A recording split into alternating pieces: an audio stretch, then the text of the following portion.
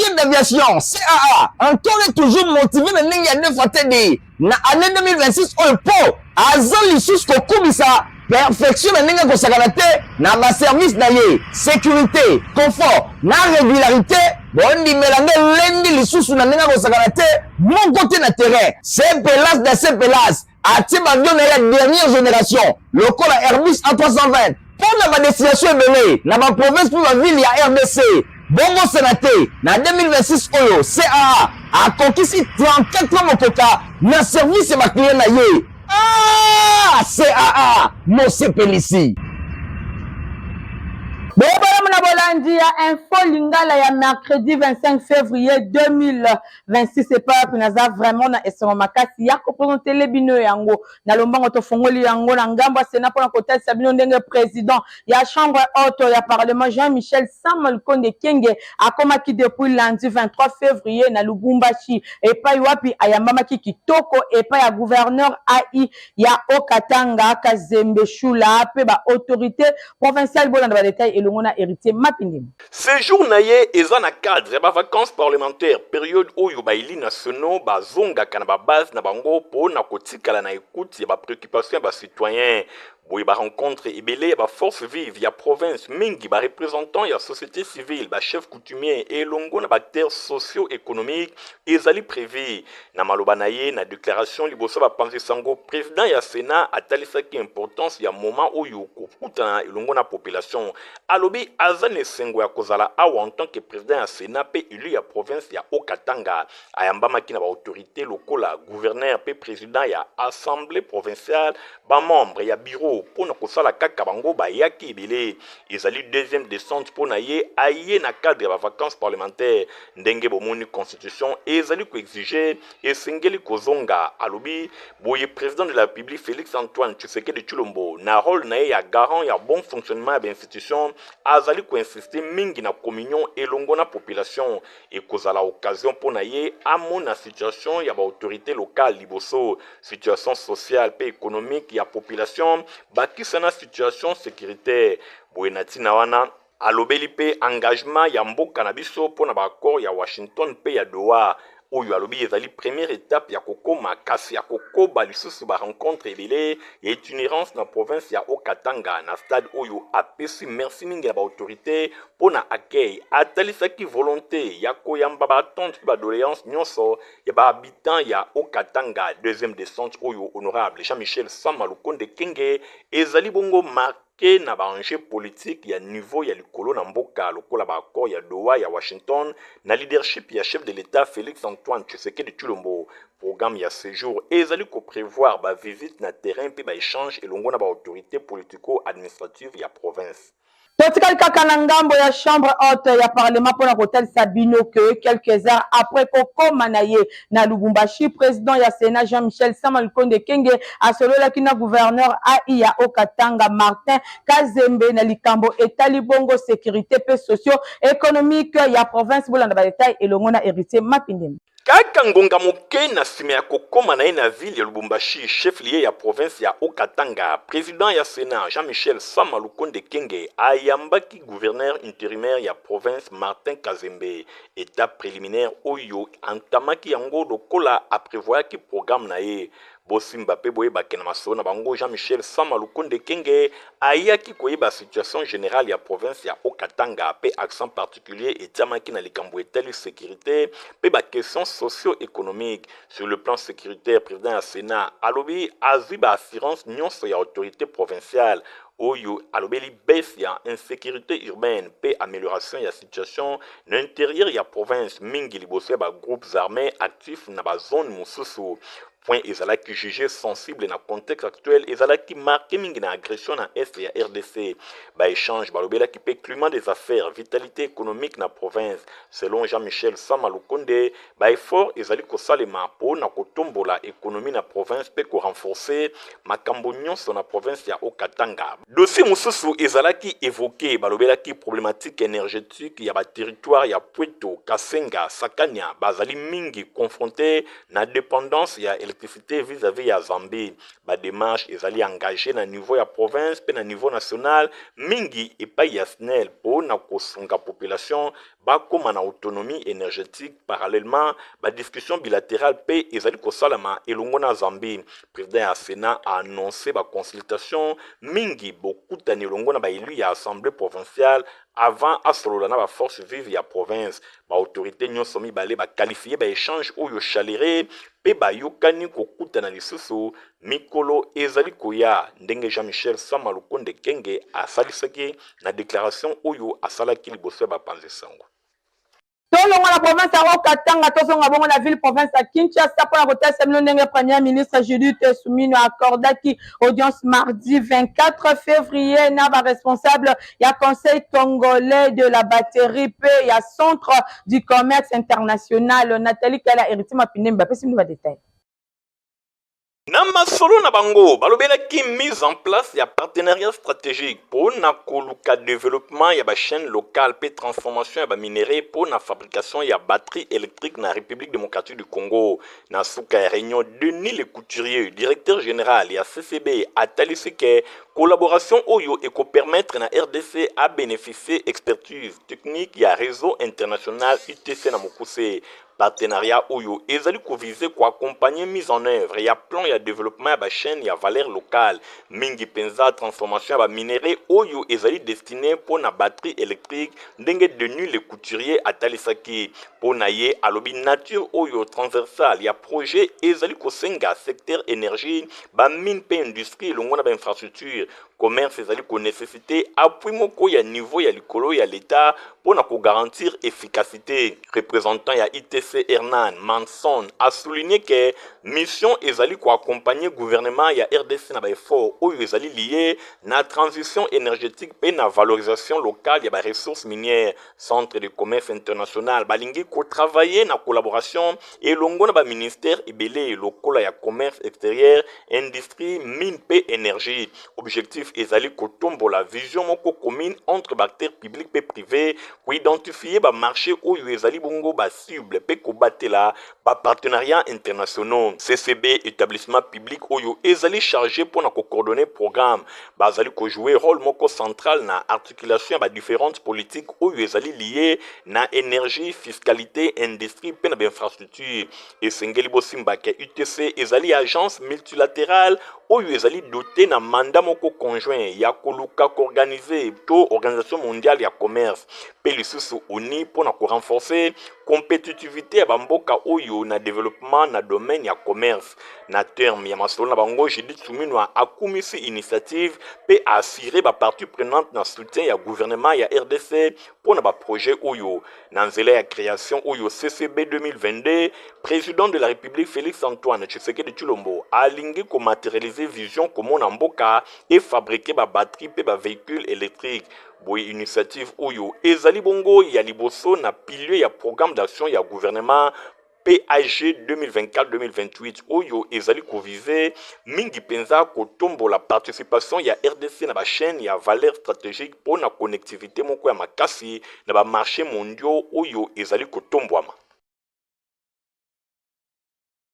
Na masolo ya Palu bosengeli koyeba ki parti lumumbiste unifié Palu na Mokuse ba procédé qui mardi 24 février 2026 na lancement ya activité ya 7e anniversaire ya liwa ya patriarche Antoine Gizenga nyonso elekana kibongo na siège na bango oyo ezwami na quartier de Bonhomme na commune ya Matete héritier Mapine mi apesi no détail. Parti lumumbiste unifié Palu na Mokuse et lancé qui mokolo ya mardi 24 février 2026 d'activité oyo ezali ko marquer 7e anniversaire ya liwa ya patriarche Antoine Gizenga Fungi ezala ki bongo na siège national ya parti oyo ezwami na numéro 105 na boulevard Lumumba quartier de Marine na commune ya Matete na ville ya Kinshasa. Ba cadre, ba militants pe ba sympathisants, il y a plusieurs partis politiques encore en activité dans la République démocratique du Congo ba répondaki qui président na appel ya directoire malgré ba difficulté ya transport lieu na grève ya ba chauffeur na ville ya Kinshasa ba yaki vraiment ebelé na mo ya bienvenu secrétaire général chef ya parti Godefroy Mayobo akumisaki parcours ya patriarche Antoine Gizenga même na tête ya parti oyo na histoire na yango na mboka disparition physique ya Antoine Gizenga ezali ko renforcer héritage politique na ye pe ezali ko rendre activité na ye pe penser na ye ezala tango nyonso na mitu ya bato alobi to koti na tango oyo souvenir ya mutu oyo ya munene tozali ko garder yango kaka na angle ya liwate to pe ya disparition kasi ezali bongo na angle ya lutte politique oyo ye amenaki pona peuple congolais ayeba na kozwa souveraineté na ye. Numéro 1 ya parti Mombiste unifié asengaki pe na ba membre nyonso ya parti bayeba na ko pérenniser commémoration ya patriarche Antoine Gizenga pe ya ba héros nationaux lokola Patrice Emery Lumumba elongo na Laurent Désiré Kabila a rappelé combat na bango soki yango te RDC akoki kozala nation lelo te grâce na bango nde tozwaki indépendance pe grâce na bango tozali kolobela likambo etali démocratie lelo nzokande mokolo ya liwa na bango ezali ya Lumumba to pe ya Laurent Désiré Kabila pe ya Antoine Gizenga esengeli to commémoraka yango pona kokanisa vision pe lutte politique na bango pona bien-être ya peuple congolais ndenge secrétaire permanent adjoint en charge ya administration pe finance Anissé Mifia alobaki isoto yaki poto commémorer liwa na ye yango moni to organiser matinée à commémoration. Alors, dans la matinée, on a un message, les alliés, les militants en particulier, mais les Congolais en général, qui va bossanate misala oyo gizenga salaki. Le mois de janvier et le mois de février, ils ont mois de commémoration pour les héros nationaux na biso.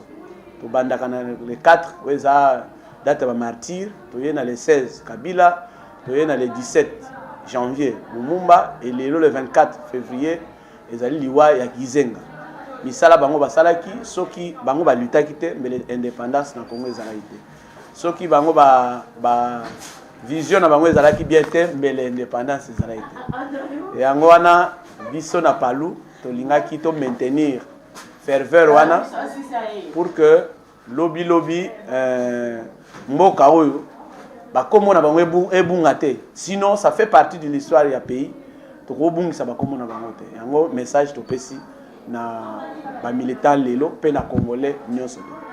Voilà, merci. Lokola secrétaire général pe chef ya parti Mombiste unifié Godefroy Mayobo pe ba structure mosusu ya palu bango nyonso ba procédaki na dépôt ya ba gerbe de fleurs pour na mémoire ya patriarche Antoine Gizenga Fungi pe ba bande koloba Lumumba immortel Antoine Gizenga immortel palu mwinda Congo. Na so mususu bosengeli koyeba ke toko se souvenir ke mwana mboka Brèche Engali asadera déjà kuna na parti politique Union Congolaise iko na mokuse.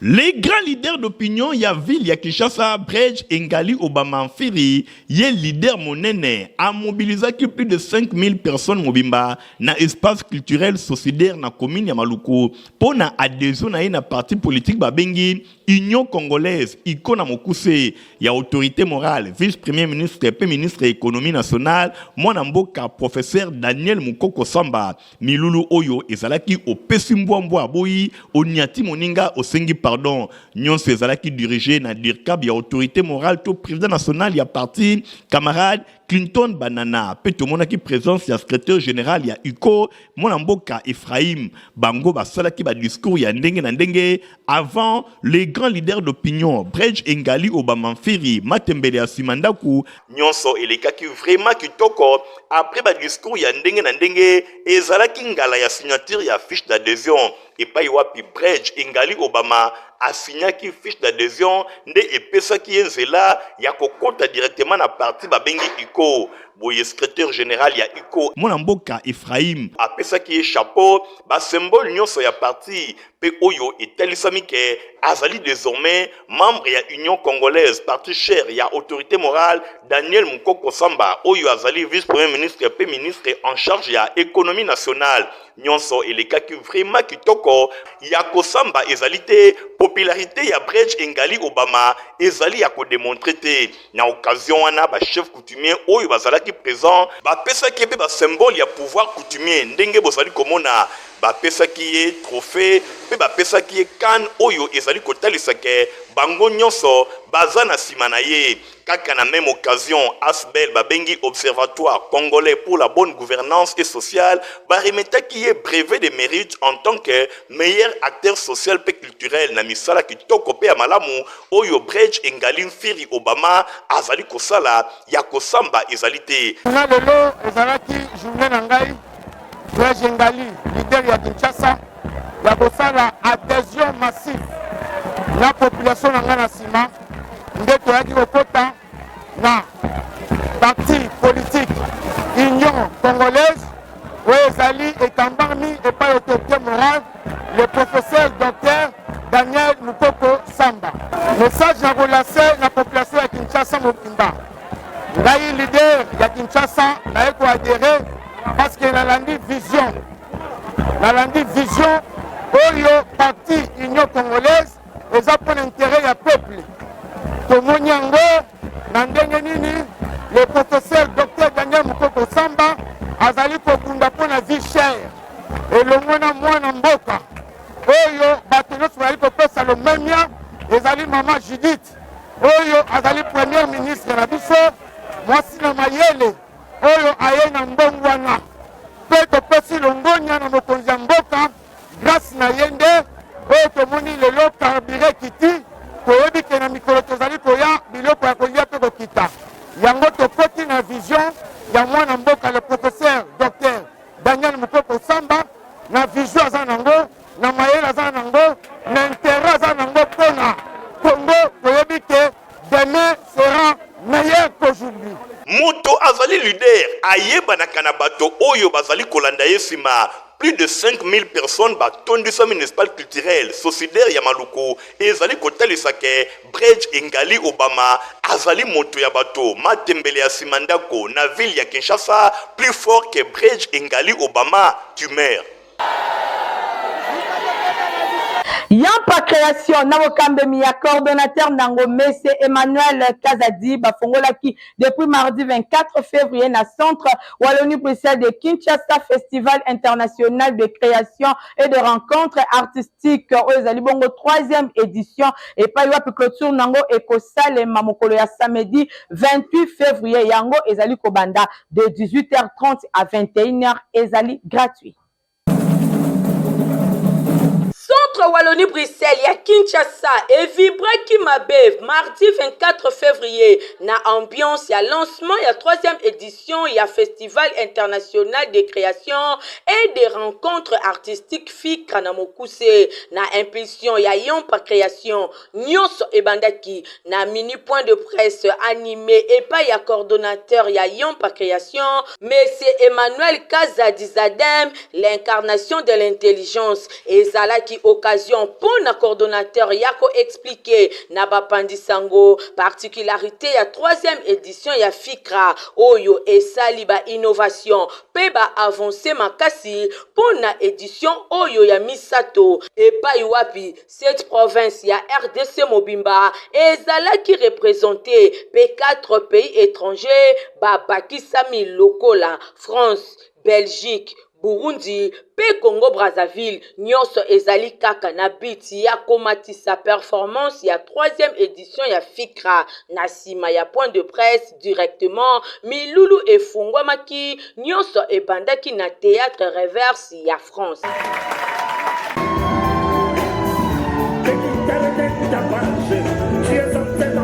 Nasima eyaki tour ya compte ceci passera et lobamaki et pas ya Jules Ferry Moussoki ya Congo Brazzaville. Nous avons traversé les montagnes, plongé bongo na nsima ballet national ya RDC nde baclotiraki masolo pour na journée d'ouverture ya FICRA 3e édition. Na suka ya activité bandeko ba assistaki batalisaki esengo na bango. Sepeli makasi FICRA ça évolue et ça évolue vraiment bien dans le bon. Derrière la comédie, derrière le don, il y a un message. Je vais assister à la Kanakine et na autre prise de fait na juste par rapport à assister na FICRA. En tout cas, il est super bien. La Sepeli pour inviter Bino Bato Boye Télé en tout cas, ne manquez pas ces rendez-vous et on dit le 24 et tout à samedi le 28. Pour Nakosukisa, coordonnateur ya FICRA son ville à Lobiboui. Donc FICRA a objectif pour atteindre il a fixé toujours que de malem pour atteindre la programmation est riche. On a programmé 15 spectacles entre les alentours gratuits. Bandeko oyo basalaki de Guerpi na quartier Pakajuma na commune ya Limete bazo déployer ba mauvaise condition bisika ba memi bango bolanda reportage oyo grâce po ba asaleli bino. Bandeko oyo babenganaki bango na Pakajuma na commune ya Limete bazali komilela makasi na situation oyo ekomelaki bango nzoka babongamaki te pona koluka bisika mosusu. Ba autorité ba memaki bango pour la plupart na Kinkole kasi ya kokamo ezali ke atanda komoko te même ya hangar etongamaki pona ko permettre bango bavanda. Boyo kandenge nini ba expliquer na micro ya Info Lingala. Senga na mokonzi mboka. Tuzana bana libanda, tuzolala libanda, esika kolala ezate, esika kosokoleza te. Tuzana pasi moko oyo mutoko supporter te. Nde tozaboye tala condition de vie tozoki tala esika tovandi tokende wapi mokonzi mboka zoyokela biso te ata biso moko mpenza toza banyama te toza bato yaya mokonzi mboka alimbisa biso tozonga bisika tozalaki soki aza na esika ya malu ya kopesa biso apesa biso bandeko na biso baza kuna bazaka kolela biso totikali awa tozaka kolela sikoyo tokokende wapi tokende kuna esika bandeko bazolela bien totika lao apesa biso suisse favorable tobandi ke kolela na bango eyokani epa ya ba autorité oyo esengeli basunga bandeko oyo ya Pakajuma na pasi bazali komona pamba te vi ya mutu ezali sacré. Pour permettre na ba client na voyager na ba condition ya kitoko, compagnie africaine d'aviation CAA a Tchelibino Airbus A320 pour la bataille et le mona Michael Bristow. Ah oui, compagnie africaine d'aviation CAA encore et toujours motivé na ningi ya nefatedi na année 2026 au po azali sus ko kubisa perfection na ninga ko sakanate na ba service na ye sécurité confort na régularité bondi melande lendi lisusu na ninga ko sakanate mon côté na terrain c'est pelas de ces pelas ati bavion na la dernière génération le col Airbus A320 pour la destination ebele na ba province pour la ville ya RDC bongo sénaté na 2026 oyo CAA a conquis 34 motoka na service ya ba client na ye. Ah, CAA, Mose Pelisi. Honorable Narombungu Fumwa Banga Moyo akenda kiko déposer gerbe de fleurs mardi 24 février liboso ya nzoto ya molongani ya artiste Dikando oyo akufela kibongo molongani na ye mikolo eleki nyonso elekana kibongo na hôpital du cinquantenaire bolanda baleta elongo na héritier Mapine Mpela Dilando. Honorable Nerumbungu Fumabanga Moyo tango nyonso azalaka pene ya ba proche na ye tango likambo ezwami ye atika kabango soki mokete. Honorable Nerumbungu Fumabanga Moyo akitaki mokolo ya mardi 24 février 2026 na hôpital du cinquantenaire epai wapi akendaki ko assister artiste musicien Dikando Ndombasi oyo akufelaki mwasi na ye depuis mikolo eleki. Mama Jacqueline Vata ye abotama na ville ya Kinshasa na 1968. Boye akufi bongo na 2006 ye azali mobotami ya village Sekebanza. Boye akufaki na bokono ya tango molai. Hôpital du cinquantenaire e yambaki bato ya ndenge na ndenge baninga bandeko pe bayebani bayaki ebele pona ko assister na bobsek oyo. Honorable Nerombungu azalaki pe accompagné na bato oyo bazalaka tango nyonso penepene na ye. Boye tango dépôt ya ba gerbe de fleurs ekomaki, Honorable Nerombungu alekaki pona ko déposer gerbe de fleurs na ye oyo etalisi bolingo oyo azalaka na yango tango nyonso penepene ya bandeko oyo bakufeli. Artiste Dikando ye azalaki musicien orchestre Tufurai Muzika abeta pe epai ya Joe Poster aleka na anti-choc ya Bozi Boziana. Bosimba pe boyebake ezalaki vraiment moment moko ya émotion makasi tango cortège elongwaki na hôpital ya cinquantenaire pona kokende na cimetière ya Kimberley epai wapi mama Jacqueline Vata akopema pona libela. Geste ya Honorable Nerombungu Fumabanga Moyo esepelisaki artiste Dikando na ndenge ya makasi pe bandeko elongo na bayebani nyonso oyo bamonaki ke Fumabanga Moyo Honorable Nerombungu alelaka tango nyonso na bayi oyo nyonso bazali kolela. Adie mama Jacqueline Vata.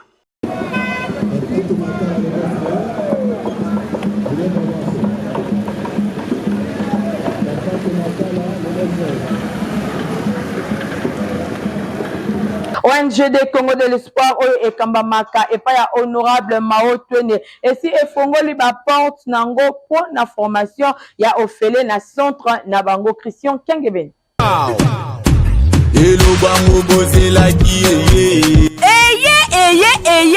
ONG de Congo de l'Espoir ya mwana mboka honorable Mao Twene oyo bamesana kobenga le responsable Papa Selembao efongoli ba porte pour na formation professionnelle ya ofele tolobi bien ya ofele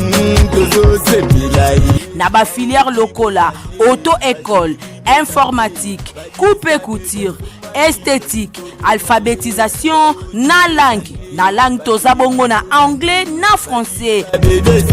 Ah oui, ndenge kaka balobaka, y a pas un saut métier, y a que des sauts gens. Ndeko nangai qui dit bateo olobi babongisaka yango lelo. ONG de Congo de l'Espoir ya mwana mboka honorable Mao Twene du le responsable Papa Selembao et fongoli ba porte po na moto nyonso na Kinshasa en général pe na Selembao en particulier. Boswa bango na adresse oyo route de Matadi numéro 3 bis quartier cité verte référence arrêt Libulu na commune ya Selembao Oza Mobimba. ONG de Congo de l'Espoir, la formation c'est nous.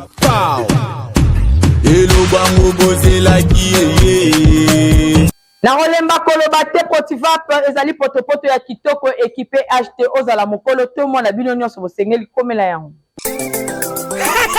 Potivap encore et toujours. Oyo mama bituna tuna ayeba kateti rero apesa mwana ye bire. Ebe na santé kitoko boye. Olesaka ye nini? Aliaka Potivap. Soka ba mama nyonso batimbe ya Potivap potopoto kitoko pona ba bébé pro. Mama ye, soma ye. Mwana na ngai depuis abanda kolia akoli boye. Aliaka kaka Potivap. Potivap. Protéine, vitamine, énergie. Azama yele na classe abelaka te alimbaka te. Ba maman, félicitations na bokoneri bana. Protivap, facile à digérer et nourrissant. Ezana, protéines, vitamines et énergie. Hey, bébé na yo kitoko ninyo esakaye. Ma ba ingakango, santé kitoko nzoto makasi. Matemi disa, mama de samana. Sukana mbimbi, oye sukana mbimbi. Protivap, pour bébé. C'est dans la communication écologique awa bolanda lecture nango.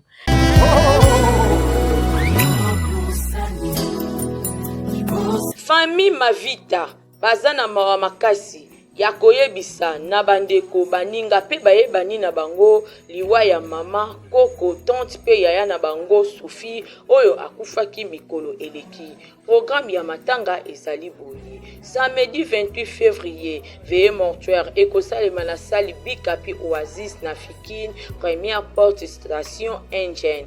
Dès dimanche 1er mars, toto ya Mouei ekobima na morgue ya 51h na ngonga ya 9h30 bako exposer yango pe na ngonga ya 11h levé ya nzoto ya Mouei po na kokende kokunda yango na cimetière ya Éternité ya Selebambu. En attendant, nzoto ya Mouei ebima matanga ezali kosalema na avenue Kama numéro 64 na commune ya Ngaba. Tika sango oyo ekomela bato nyonso bayebaki mama Sophie.